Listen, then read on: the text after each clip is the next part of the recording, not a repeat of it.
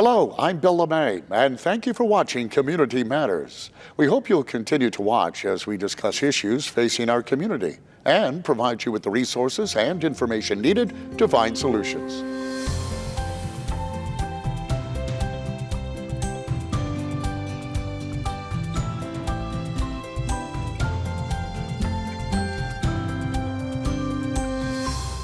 Today, we're discussing community engagement initiatives shaping the future of the Raleigh area.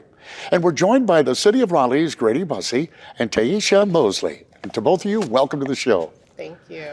I know so little about this, so I can't wait to get into it, but why don't we start with easy questions, and let's start with you. Okay. Tell us a little bit about yourself and what it is you do. Sure. My name is Tiesha Mosley, as you stated, and I'm with the city's Office of Community Engagement. I have the pleasure of leading that office as their director. This position is very unique, I think, being a native of Southeast Raleigh and having the opportunity to use my professional experience, my lived experiences, and craft that all into community engagement. And what we really get to do is make sure that we have meaningful conversations and input for members of the community when the city has to make decisions. And that can be on big decisions or small decisions. It's our job to ensure that city departments are doing their parts to incorporate community perspectives. And you, sir? Again, my name is Grady Bussey, and I'm in the Housing and Neighborhoods Department. And so what we do is we take a different approach in connecting to and engaging with our public.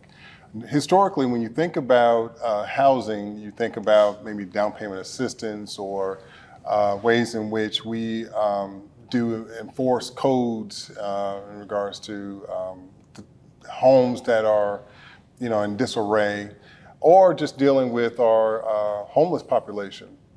But we also have a neighborhood enrichment department. And in that department, we find a holistic way in which we connect neighbors with neighbors. What makes Raleigh amazing is not just the brick and mortar, but it is the people. And so what we do is we create ways in which we get in our communities by offering leadership classes. We also provide an opportunity for them to register their neighborhoods so they can stay connected to all the city services, as well as we truly try new ways in which we figure out how do we be a part of the communities that are here in Raleigh. Well, when it comes to communities talking to one another and getting involved, there was a time, I'm older, I remember the time, Yes. Neighbors were neighbors. Yeah. Everybody talked to one another, you Yes. watched everybody's kids. Yes. It's not that way anymore. So let me ask you, how tough is it really to get people engaged? Yeah.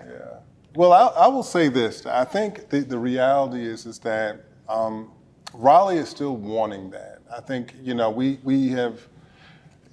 I grew up in Long Island. And when I grew up, I had neighbors, same as you. I knew my neighbors. We didn't have our doors locked. And basically, if you got in trouble by your neighbors, your parents up the block, and things in that matter. And I think what's happening now is that we're recognizing that there is value in community. And so what Raleigh has done really well is try to focus on how do we get people to get the chance to know each other. Technology plays a role in how people do not speak with people anymore, and we don't pick up phones like we used to call your neighbors next door to check on them, or we don't have block parties and things like that. But Raleigh realizes that is important. And so what we do is we try the holistic way and create opportunities for them. So we have materials in which they can rent out for a day to have a block party.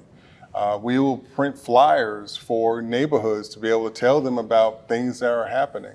And so the overall approach is that we take it an old school way to make sure that we get in our neighborhoods and get people to get a chance to get to know each other.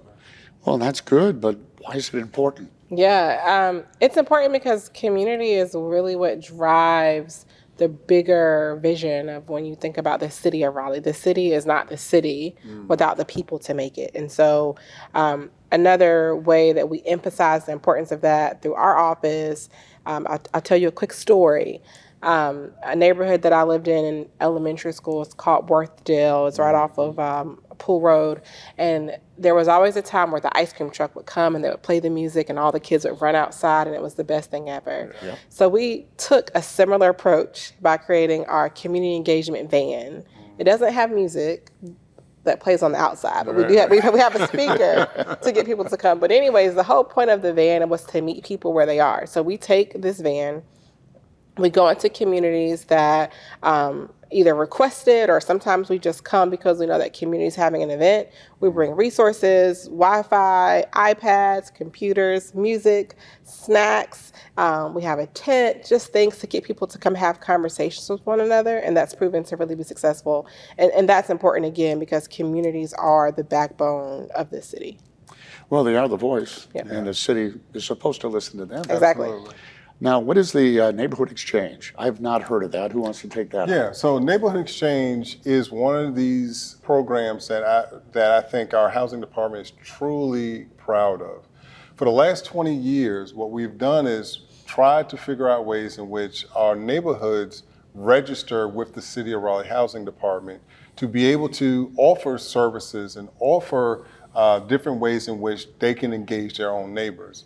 And so the crux of the actual program itself is neighbors helping neighbors, neighbors knowing neighbors, neighbors loving neighbors. And so the way you do that is that, one, you have to register with our department as a neighborhood. And basically you have a neighborhood captain, and that neighborhood captain has gone and knocked on doors, so the people that they are in their neighborhood, and say, hey, we want the city to recognize us. Now, obviously, that is not the same thing as, a builder building Worthdale. The city recognizes Worthdale. But when it comes to the aspect of connecting to all the city services and all the city things that we can offer, you have to be a registered neighborhood. And so 20 years ago, in 2004, we offered this concept. And in doing that, it truly has exploded. We have over 200 neighborhoods that are registered in this registry now. And in that, we have neighbors that are communicating with each other. We have organizations that go into these neighborhoods now and try to offer services. And so the list goes on and on. And what it's also done is created leadership within these neighborhoods. So a person that may be interested in flowers, and they love flowers. Well, because of the fact that they are registered, we were able to communicate with other people in that neighborhood that may also love flowers. So now you have a flower club or something in that matter. And so what we've seen is that Raleigh is open to people wanting to get to know each other. And we take advantage of that. And I think the beauty of this is that now we're 20 years in, and other cities around the country now are trying to mirror what it is that Raleigh does, because obviously we are the best place in the country to live, right? That's true. I've heard that. I agree. And so what you're seeing is that people want to know the why. Obviously we have the school system, and obviously we have 4 seasons, 2 hours away from the beach, 2 hours away from the mountains. But what people are realizing is it's the people. And what does that really mean? How do we connect with people?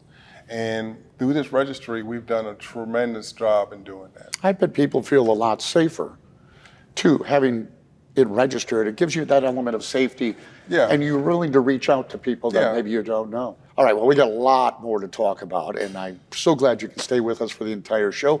I hope you do, too. We'll be right back.